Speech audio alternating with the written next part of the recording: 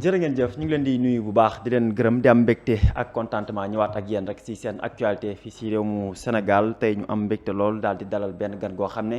moom dinañu mën a permettre ñu ñëwaat ci ni mu gën a yaatoo waxtaanee koo xam ne moom mooy secrétaire général parti politique bi ñu tuddee Rassemblement pour la vérité di ànd ci dëgg bu ñu ko waxee nag wax ki nga xam ne moom moo di professeur Cheikh Oumar Diagne tey ñu am mbégte dalal benn ndaw boo xam ne di woy ci tur maître Amadou Gadjigo ma fàttali leen nag moom greffier la fële sa tribunal bu grande instance bu Kaolack nekk i tamit coordonnateur du mouvement des jeunes du Rassemblement pour la vérité ànd ci dëgg bu professeur Cheikh Oumar Diagne moom la ñu am mbégte di ko dalal maa ngi lay nuyu maître. maa lay fay bu baax Seydina Aliou j'espère que yaa ngi ci jàmm. mu ngi noonu di am mbégte lool ngi disponibilité bi nga xam ne may nga ñu ko wax naa tout à l'heure ci njëlbeen bi daañu waxtaanee actualité bi rawatina di nga xam ne moom di professeur Cheikh Oumar Diagne bi nga xam ne gis nañ ne ndiki démb jot nañ ko daal di daan lu jëm ci li nga xam ne kon moom moo di diffusion de fausses nouvelles bu fay sa tribunal bu Ndakaaru gannaaw ay kàddu yi nga xam ne koo yëkkati woon jëmale ko ci ki nga xam ne kon moom moo nekk kii di Ousmane Sonko ak ki tamit yoon daal di koy condamné mu fay ab amende boo xam ne toll ci 500 000 francs CFA assorti d'une contrainte par corps décision boobu nga xam ne jël nañ ko ndiki démb sa tribunal en tant que greffier en tant que aussi ku bokk ci parti Cheikh Oumar Diagne ndaka nga ko jàngate. Oui bon décision bi pour dire démb ñun moom nous l'avons communiqué juste bi ñu pare bi tribunal bi joxee décision nous avons jugé nécessaire que même si sur la forme que il y a eu quand même voilà empêché na incarcération amul mais quand même dans le fond ça révèle quand même une inquiétude ci suñu démocratie tey ci Sénégal ci suñu état de droit fu mu toll parce que tout simplement je pense que c'est une entrave à la liberté. Cheikh Oumar Diagne c'est un homme politique bu dem ci un média toog di wax xalaatam n'est-ce pas sur l'actualité politique ñu war ko ci arrêté yóbbu ko tribunal donc nous constatons tout simplement que c'est une entrave à la liberté et que yaakaaruñu que fi ñu toll nii instant yi on allait vivre ces moments-là yi nga xamante ni nous avions pensé que c'était déjà révolu n'est-ce pas donc c'est une décision boo xamante ni dañ ko ñaaw lañ ko fustigé bu baax a baax ci état de droit bi nga xamante ni moom la ñuy revendiquer ici au Sénégal. D'accord est-ce que propos yi nga xam ne professeur Cheikh Oumar Diagne yëkkati woon na ko ba tax ñu convoqué ko xëy na est-ce que propos yoo xam ne amaana waroon na ko gën a mën a revoir parce que boo demee bañ toppee division de fausses nouvelles convoqué la également peut-être mënoo démonter par rapport ak li nga wax est-ce que également yóbbeewu ko li nga xam ne tey jii moom mooy li ko dal. Non je dirais pas que moom en fait wanewul nous on était à l'audience. Il a réitéré ses propos que il parlait de responsabilité politique et tout autre donc. Quiconque koo xamante ni tu es de bonne foi tu sais bien sûr que ni voilà il parlait de la responsabilité politique donc Cheikh Oumar c'est pas quelqu'un koo xamante ni day ravaler ses propos autres donc ce qu'il y a lieu de dire que c'est tout simplement un harcèlement politique judiciaire bu ñu bëggoon def ci moom museler ko à ce que mu bañ a wax mais il y a rien de je dirais voilà de loo xamante ni c'est délictuel ou bien criminel ci lu mu wax ci les propos c'est des propos yoo xam ne ñëpp tenir nañ ko à la rigueur sax le premier ministre lui il a tenu des propos beaucoup plus acerbes à l'encontre du président sortant Macky Sall n'est-ce pas traité na ko fi d'assassin et de tout n'est-ce pas mais donc là quand il dit que le PM c'est lui-même qui l'a dit c'est lui-même qui a reconnu avoir la responsabilité n'est-ce pas donc là il ne fait que dire ce que le PM lui-même il a dit donc il a juste repris ses propos donc amul dara loo xamante ni dafa dem ba foofu. donc diffusion de fausses nouvelles tasaare xibaar bu wérul. jàppaloo ne am na ci mbir mi nga xam ne. non wérul parce que démb à l'audience ça a été démontré par ses conseils déjà maître Danfakha et aussi maître Hosni il y a pas eu de diffusion de fausses nouvelles juste que c'est un homme politique n'est-ce pas qui a exprimé ses opinions sur un sujet bien précis. Donc le PM, lui, il a dit, à l'état actuel du match de l'enquête, on doit situer les responsabilités. Le PM, il dit que c'est lui le responsable, c'est lui qui a donné des ordres. Donc lui, il n'a fait que, en quelque sorte, relater ou bien reprendre les propos du PM. Donc il y a aucunement diffusion de fausses nouvelles. D'accord. Est-ce que en tant que leader politique bu mel ni professeur Cheikh Oumar Diagne wax nga ko kuy taxaw di jël position dans l'espace politique sénégalaise ñu koy daan ci ay diffusion de fausses nouvelles wala ñu koy condamner di ko convoquer est-ce que du quand même du am njeexital lu jëm ci wàllum parcours politique am. Non je dirais ça au contraire je dirais pas une victoire ça mais ça montre juste en fait l'homme. Professeur Cheikh Oumar Diagne je rappelle que c'est pas anodin que parti bi muy jiite ñu tuddee ko Rassemblement pour la vérité ànd ci dëgg donc pour ku ko xam nga ni c'est quelqu'un qui est droit dans ses bottes c'est quelqu'un koo xamante ni il a le courage de ses idées day wax de quelle que soit la situation nekkul ci calcul politique donc lu mu wax tey suba si encore l'occasion se présente mu war ko wax donc c'est pas une voie à museler en quelque sorte. daf koy tenir te amul dara lu yàq ci engagement parce que il a toujours été constant, il a toujours été véridique loolu mooy marque de fabrique am. donc loolu noonu je pense que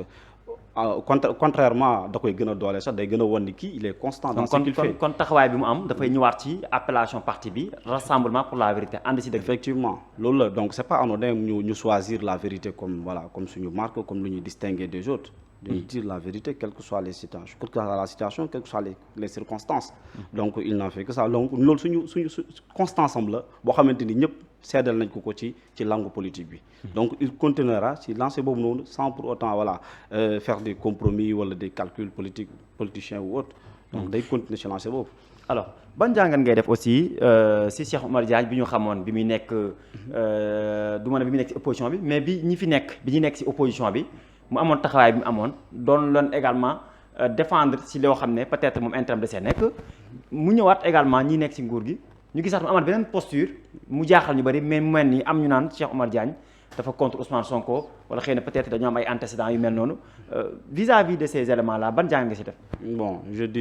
dirais que ni bon ñiy wax ni ay dafa am haine Ousmane Sonko ils ne connaissent pas la personne bon man juste que lu mu ànd ak ñoom sax ba à un moment donné àndatuñ ça révèle juste moom constance am. n'est-ce pas ak attitude am par rapport à la vérité. c'est pas quelqu'un koo xamante ni day troquer sa vérité donc sa dignité juste pour plaire à quelqu'un parce que tey on voit que ci landerneau bu ñu la xasee nommé wala nomination autre doo wax loo xamante ni day naqari président wala day naqari le premier ministre ou autre mais lui quand il était nommé noppiwul dafa je me rappelle il y avait un sujet bi fi nekkoon sur les tirailleurs ou autre il a exprimé son opinion wax xalaatam donc pour poste tënku ko en réalité muy dégg le PM di naan poste tënku ko mais en réalité dëgg-dëgg Cheikh Oumar Diagne la poste tënkul parce que moom bi mu fa nekk à la présidence mënoon na noppi di bañ a wax loo xamante ni peut-être neexul le PM wala le mais day exprimer opinion ak fu mu mënti. est-ce que yenn poste de responsabilité aussi dina la permettre lu ñor nga wax wala lu ñorul nga wax aussi. non il ne s'agit pas de ça surtout bu ñu la falee benn poste stratégique boo xam ne si biir présidence la nekk. oui mais dañ ko fal directeur des moyens généraux de la présidence. ça n'a rien à voir ak sujet bi mu doon exprimer wu. donc su fekkoon dafa exprimer ci sujet boo xamante ni ci moom lu ñu ko dénk la. ci li nga xam ne day xew présidence et tout là on allait dire que warutoon permettre yenn sorties yi mais là ça n'a rien à voir ak li ñu ko dénk c'est un débat c'est un sujet intellectuel boo xamante ni mu ngi fii il s'agit de l'histoire du Sénégal moom mu jàpp ni waruñ ko wax ci xalaatam comme tout autre nu mu ne am beneen xalaat n'est-ce pas donc dictature boobu noonu ñu bëgg a imposer que voilà lii moo fi nekk lii la ñëpp wax da ngay conformer sur loolu il a doo ànd ak ñu ne tout donc lui il n'a fait que voilà je dirais que dafa continuer di défendre position yam te moom la doon défendre avant bi mu ànd ak ñoom tam loolu lay continuer di défendre bu tàggalikoo ñoom tam loolu lay continuer di défendre donc moom en réalité moom la poste tënkul il n'est mis que par la vérité il n'est mis que par la dignité en quelque sorte donc loolu lay continuer di définir. d'accord à un moment donné rassemblement pour la vérité bi nga xam ne Cheikh Oumar Diagne moom mooy secrétaire général bu mouvement bi wala sax parti bi si yan activité ngeen nekk bu ngeen xoolee contexte bi fi réew mu toll sur le plan économique sur le plan social sur le plan politique. Oui. Bon instant bi je dirais que rassemblement pour la vérité ànd si dëgg gars yi bon peut-être xamuñu mais à l'intérieur ñu ngi ci liggéey bu am solo. ñu ngi ci structuration ak massification parce que instant yi ci loolu lañ toll. et que récemment sax actualité bi ñu arrêté le secrétaire wane na ko j'avais vu par exemple toutes les régions presque du Sénégal y a eu bon des communiqués yoo xamante ni cellules régionales yi def nañ ko même de la diaspora. donc ñun ñu ngi fépp bon RV France am na Belgique Canada donc ci réseaux sociaux yi nag di nga gis ñenn ñuy wax voilà parti bi yàq Cheikh Omar ou autre mais en réalité ñu ngi ci travail ñu ngi ci liggéey. ci côté implantation ci département yi waaw ñu ngi déployé wu partout dans les 14 régions di implanter parce que instant yi foofu lañ toll ñu ngi liggéey ci structuration bi ñu ngi liggéey ci massification bu parti bi après su loolu pare dinañ ñëw joxe suñu offre n'est-ce pas sénégalais yi wan leen ni lii moo nekk suñu offre une offre alternative par rapport ak li fi nekk mais instant bi ci phase de structuration lañ nekk ci phase de massification lañ nekk. D'accord alors ban jàngat ngay def en tant que coordinateur des jeunes pour rassemblement pour la vérité si situation réew mi sur le plan économique social politique comme ni ma ko wax tout à l'heure ban boo doon def jàngat si ñi fi nekk tey ak ni ñu koy régime bi ni mu koy gérer. bon jàngat bi je pense que c'est évident si kanamu ñëpp on a vu que aujourd'hui il y a eu la primauté de la politique sur l'économie. En fait ñi fi nekk ils ne sont pas préoccupés par la situation économique du pays. ñu ngi ci ay querelles politiques n'est-ce pas sur des enfantillages yoo xamante ni voilà ça n'honore personne tey on attendait à ce que ñoom bi ñu ñëwee décrire une situation économique alarmante. boo xamante ni si Sénégalais yi ñu ngi ci on attendait à ce que ñu nekk ci waar boobu noonu n'est-ce pas ba ñëpp gis ni kat ñi ils font des efforts ils se décarcassent pour décanter la situation mais tey quand on entend voilà des pro Sonko de pro Diomaye de pro je sais pas Pastef bon c'est des enfantillages politiques en quelque sorte. donc ñoom nekkuñ ci li nga xamante ni loolu lañ leen di xaar et je pense que c'est un aveu d'échec même de la part de ce régime-là donc on n'a rien à l'issue de 2029 on n'aura pas un bilan à mon avis bu ñu continuer ci logique bii nii boo xamante ni bilan bu en fait bu pertinent bu xamante bu rigoureux ba dañ ko mën a présenter les Sénégalais sur la base de ce bilan là ñu mun leen a falaat ou autre parce que nekkuñ ci loolu noonu la situation est alarmante ñoom d'ailleurs ñoo ko njëkk révélé à travers audit bi ñu def la Cour des comptes n'est-ce pas le niveau de la dette et tout autre donc ñu ñëw delluwaat am une nekk ci des batailles politicienne vraiment ça n'honore pas le Sénégal et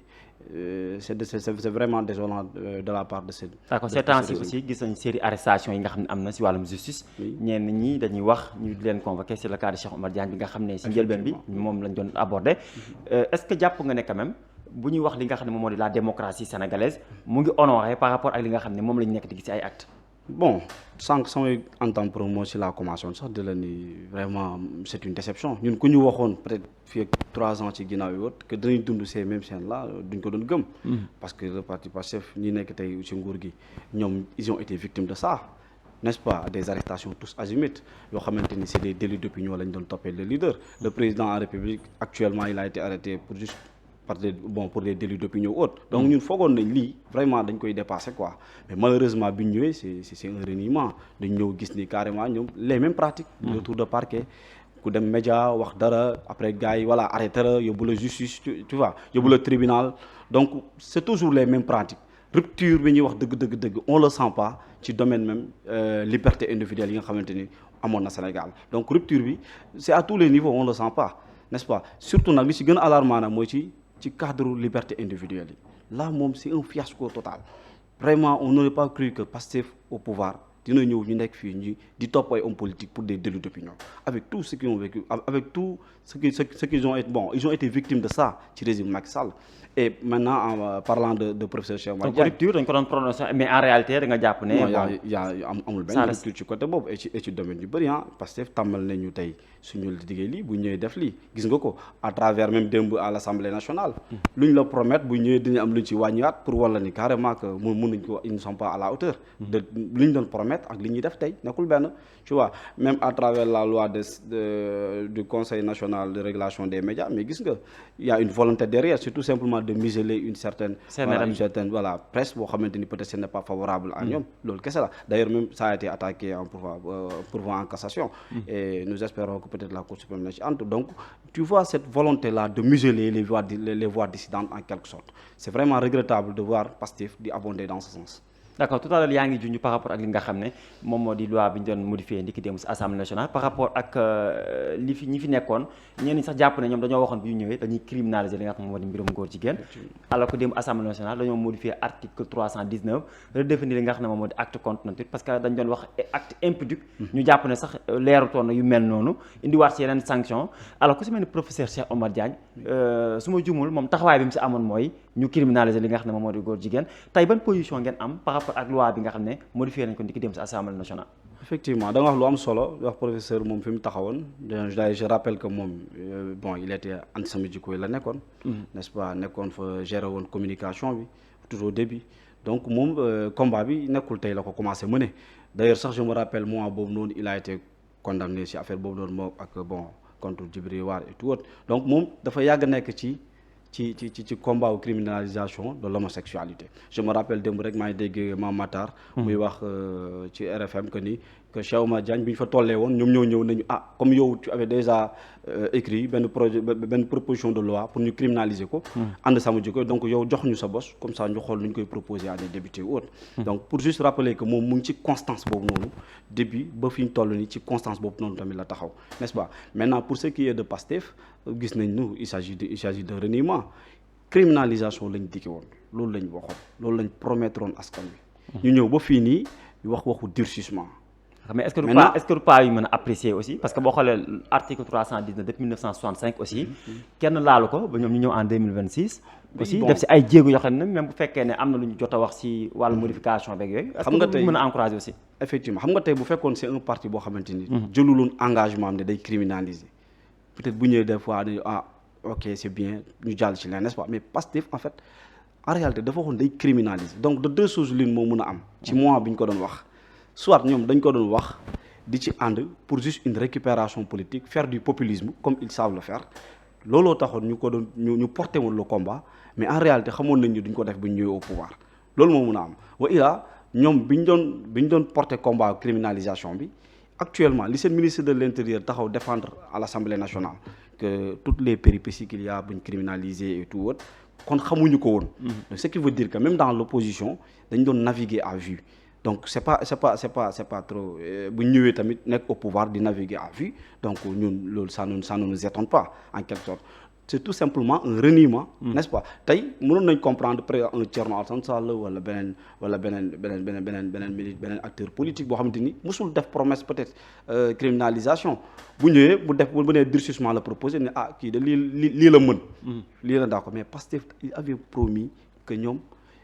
promis du moins que ñoom dañuy criminaliser donc dañoo waroon criminaliser n'est-ce pas après ñu daal bon quant à nag loi bi bon ñun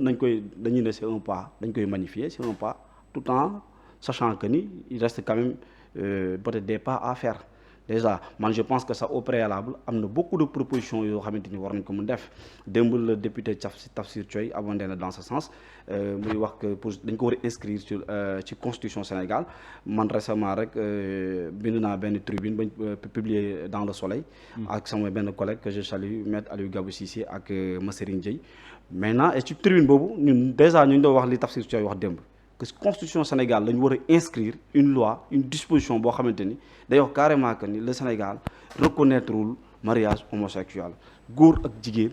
n'est-ce pas la ñu reconnaître mariage am ci code de la famille et tout loolu la ñu ko wax ci la constitution comme ni ko Russie defee comme ça keneen beneen lobby wala société société LGBT yu nekk fële buñ donc buñ gisee sa constitution rek duñ sax jege peut-être sa réew ba fay xalaata dugg di influencer la jeunesse n'est-ce pas di leen inciter à la débauche comme ça n'est-ce pas donc loolu c'est une proposition forte boo xam ne préalable sax gars yi ñu ko war a def avant sax ñuy dem ci criminalisation bi jàpp naa ni aussi la modernisation de l'administration pénitentiaire loolu aussi c'est un préalable boo xam ne dafa war a am n'est-ce pas parce que tey c'était pas prévu peut-être ñu jàppandoo une masse n'est-ce pas d'homosexuels dugaloon leen ni en prison ñu fekkante fa ñeneen ak ñeneen avec tous les risques yu mën a am donc loolu aussi il est temps ñu penser à ce que naka la ñuy seen situation carcérale n'est-ce pas au sein des administrations pénitentiaires loolu aussi day laaj réforme ak modernisation mais aussi acteurs sociaux yi tamit pour man war nañ ci mën a jouer benn rôle bu mais ce qu'on appelle les leaders d'opinion les religieux n'est-ce pas ak aussi les porteurs de voix yi nekk ci localité et tout autre à travers une mobilisation ci réseaux sociaux yi yëpp porter une voix pour sensibiliser jeunes yi n'est-ce pas et aussi faire la promotion de nos valeurs cardinales loolu lépp pour man c'est dafa war a bokk ci xeex bi waruñu ko négliger mobilisation boobu noonu ak sensibilisation boobu noonu war a am n'est-ce pas mais aussi man fi may gën a fi sujet sax wala li may gën a intéressant mooy que dafa war a am une synergie entre ce qu'on appelle les travailleurs sociaux ce qu'on appelle des psychologues parce que en fait mbir mi gën na complexe que nii rek juste un phénomène de débauche un phénomène de perversion gën na yaatu loolu il y a aussi la question économique qui est derrière ça